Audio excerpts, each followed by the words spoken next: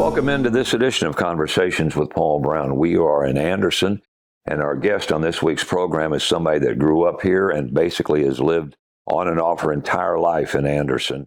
And now, at this stage of her life, she has become an author. Angela, tell me what you remember about growing up in Anderson. Most of the time, we would stay with my grandmother on G Street. I remember walking those streets and going to ST school. That was my grammar school.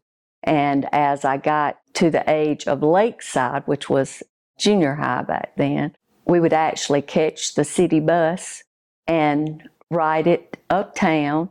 And I would pay my grandmother's bills, $1 here and $1 there.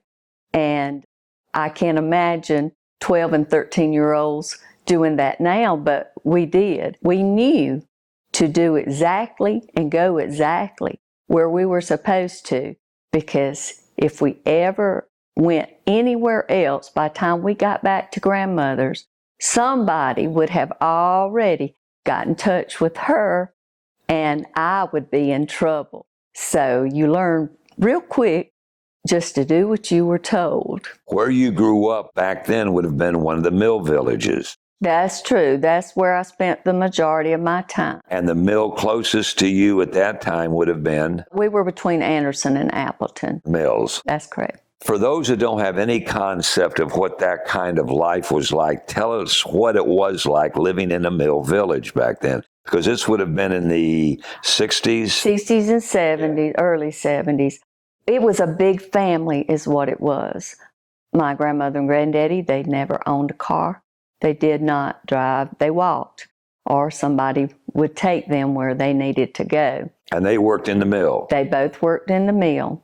Even when I was born, my father worked at Hainsworth Mill. The mills were a big part of our town. And today, even when I write, the love of that village comes back out. And I try to let everyone know I really feel like the mills is responsible for what Anderson has become. Yeah, it really has. So you would have gone to high school where? I went to West Side High School. And who would have been the principal? Mr. Wakefield. That's right. Was there anything exciting at West Side that you involved yourself with? My first date, which was my husband now, Tommy Lowe. Mother let me go to a crusade that was held at the West Side Stadium. At the football stadium? At the football stadium. Growing up, your mom said you couldn't date until you were how old? 16. I met Tommy in the 9th grade in a civics class with Mr. Sams, who ended up principal of Hannah. And when they had a parent-teacher meeting, he told my mother, "Oh, Miss Mason, you need to keep her away from that boy."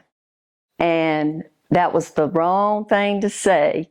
So, of course, I think it made me like him even more. He had just came back from Vietnam when we had him. After you got married, though, is when Tommy decided to join the military. Oh, yes. It was during the times when the mills shut down. My mother was working at the mill. Tommy was working at the mill. I was at home watching a small black and white TV news, and I saw a newscast come on, and I recognized, I said, that looks familiar. I could see the fence and ladies crying.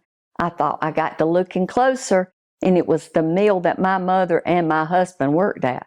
And it wasn't but about an hour Tommy come home. And of course, I had already heard. It was August 18th. That's my father's birthday, and that's how I remember that day. And he said, we don't have jobs. And so for the next year, of course, he searched, but everybody was searching at the same time. So one day he comes home. He did not tell me, and he had signed up for the Army. And I just took it with stride and knew that he did what he had to do. All right, so he goes off and you're at home. Right.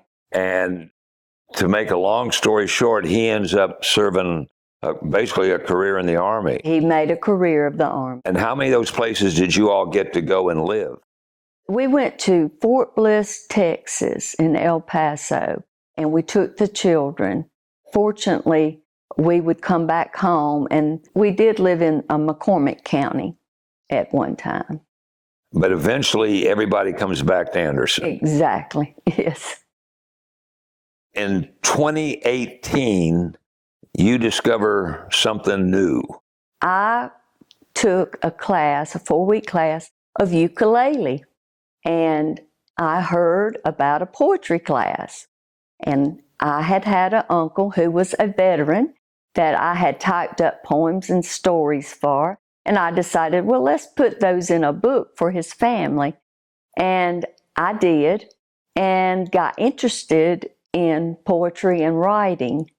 The rest is history, except when Tommy come to me and said, do you think that you could get some of these veteran stories down in a book for them?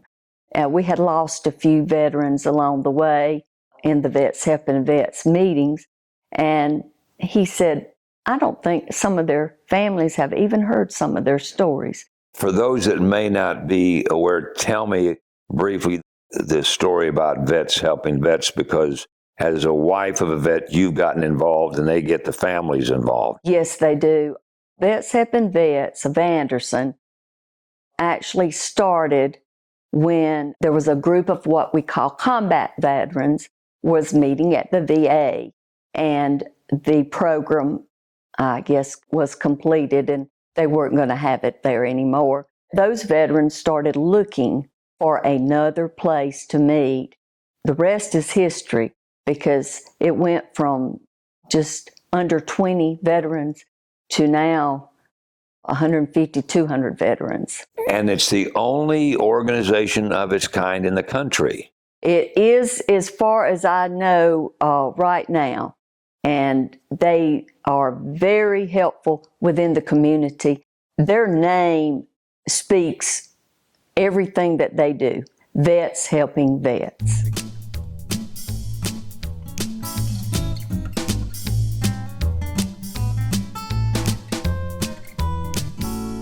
Before we went to break, you were telling about the first book that you ever got involved with for your uncle. Once that was done, then what did you do? I started writing a poetry book. It's actually my memoir. It's my life in poetry form.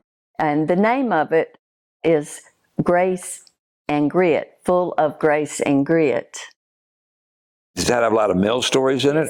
It's got the church that my grandmother went to, Taylor Memorial, on Glen Street, and I've got pictures in that particular book of the grandmother that lived on G Street. How did you get these published? Jay Wright, who is actually a part of Foothills Writers Guild, helped me put this together. So what was your next book? One of my favorites. It's a collection of a lot of our Foothills Writers Guild members. It says Forever Friends, More Lizzie Adventures. Who's Lizzie? Lizzie was the cat that lived at McDowell's that we all loved. And we wrote stories about her. And every time I would even go to McDowell's, it seems like Lizzie would find me. So what I did is I put Lizzie in 7 stories, and they were actually my life. And if you read it, it's about the Mill Village, about coming home to the Mill Village, working in the mill. I mean, I just put Lizzie doing everything that humans do. And looking back on it, on your first effort, you had to have been pretty happy with how it turned out. It gave me an avenue to express myself that I don't think I had ever had. Music had always been my way of expression. I started with the guitar when I was young, but as the years went on, I wasn't doing too well. I picked up the ukulele in 2018 and now play with the Happy Strummers in Greenville at Senior Action and the Ukulators. We have a lot of fun. Not only are you writing, but now you're an entertaining musician. Let's say I try. At some point, then, it's suggested to you by somebody that maybe you need to expand your writing. Yes, my husband, I must say, is responsible for that. The Vets Helping Vets members, some of them were young, some of them older, but they started passing. And Tommy loved to hear their stories. When we lost one particular one, Gary Acker, he was well known in Anderson. He said, I wonder if his family knew all these stories that he told. And he said, Angela, do you think you could help us put our stories down? And I said, I'll give it a try. So I sat down, I wrote about a page and a half of questions that I thought would get them started. And I went to one of their meetings and I presented what I wanted to do. Some of them I don't think quite understood, but there was one man in particular that did, and his name was Bob Capps. And he came to the house, and when he brought his things from Vietnam, he had me from the get-go. I saw a picture of an 18-year-old young boy, and I remember Tommy and I at that age, and knowing what he went through, it just did something to me. I knew then that that was my purpose. If I never wrote another book, this would become my purpose. I will write the stories for the veterans. You talked earlier about a formula that you've kind of developed to get the vets to talk. Obviously, that's worked. Yes. The questions that I actually wrote down started pretty simple. What's your name? Yeah. Did you have a nickname? Were you drafted? Or did you enlist? It was very simple. I asked them about basic training. I asked them, was there anything funny that happened? And then I would go into a little bit deeper subjects about their combat. I was fortunate I had a helper, the first book, Todd Carpenter, who interviewed the combat veterans for me. Those would be men who suffer a lot more with their PTSD, and he was a combat veteran himself, so it really did help. But you have found that there are some that just still don't feel comfortable talking about it. Yes. There's still some that are not able to talk about it. That's what Vets Helping Vets does for them. They have little meetings where they can go and discuss those things. But some of them have been able to talk and have come out even since the first book and are in my second book. So tell me about that. You did how many in the first? I had 44 veterans in my first book, and I have 42 in the one that's coming out. Read me a little bit from the first interview that you did with the vet that came down from Pennsylvania. This is what Bob said. I can't recall the reason, but I began writing down some of the things I did from June 1968 into March 1969. I bought the small journal and began writing in it at the post exchange. I copied notes and dates and began writing in it from scraps of writing paper that I had saved. We received special packs of cigarettes, gums, candy, and writing paper. I bought film as often as I could. The photos I took was priceless to me. The journal is over 50 years old and is a prized possession of mine. I filled in the gaps with the pertinent stuff I remember. My journal tells more of the complete story of the casualties, physical and mental, my comrades and I faced in Vietnam. What has all this done for you?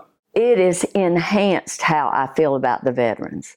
I was raised in a family I had two uncles, Arthur Crocker and Norman Mason, who served, and I was taught to honor and support them, and I did, but I did not ever hear the stories that I've heard these men and women tell. I've even went into the little schools and said, please go out and ask your grandfathers, your friends, and your relatives about their experience. Thank them for their service. Your book also includes stories about lady veterans. Yes. One of the first ladies that I interviewed was Kim Alsip, And she was actually one of the nurses who handed out the boxes that we as churches and organizations send to the military. And she would always be careful to put the Southern boxes with the Southern veterans so that they may get their Southern cookie that they remember grandmother baking when they were young. Have there been instances, Angela, where a vet was really reluctant to talk to you, and then he saw others come forth, he saw their stories, and he decided to change his mind? I have one tell me that. Frank Sullivan is one of those veterans. He said when they first started talking about it, he wasn't too sure. After the first book came out, he read it, he realized the importance of it. Him and his wife, they came here and I interviewed them. Very precious people. Well, listen, thank you so much for all that you have done for the vets and for the Anderson community. And I think this is preserving these stories. Like you said, some of these guys, they're passing on. If you don't record their stories, we may never hear them or have an opportunity to know what their time in the military was like. So thank you.